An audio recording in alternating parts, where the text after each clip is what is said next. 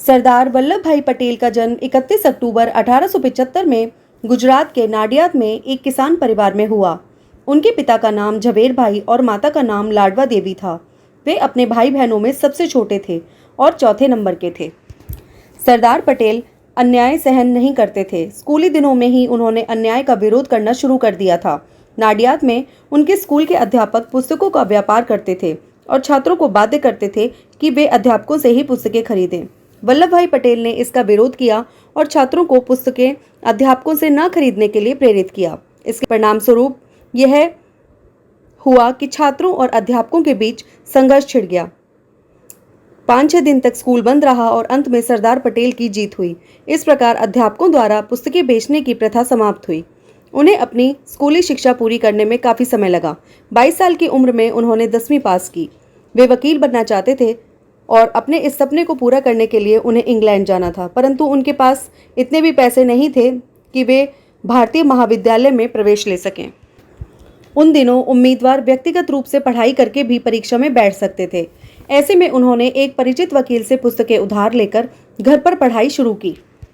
सरदार वल्लभ भाई पटेल की शिक्षा का प्रमुख स्रोत स्वाध्याय था। उन्होंने लंदन से बैरिस्टर की पढ़ाई की और भारत आकर अहमदाबाद में वकालत शुरू की। उनकी पत्नी का नाम झवेरबा था।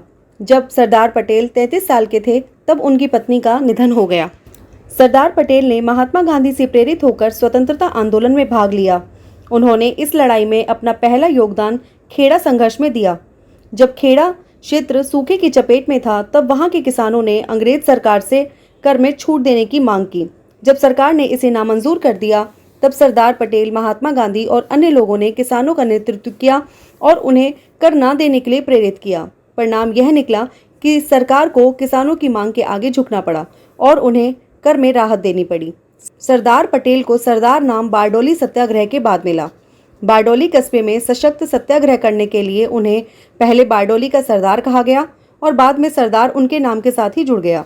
सरदार पटेल एक स्वतंत्रता सेनानी तथा आज़ाद भारत के पहले गृह मंत्री थे। स्वतंत्रता की लड़ाई में उनका महत्वपूर्ण योगदान था, जिसके कारण उन्हें भारत का लौह पुरुष भी कहा गया है।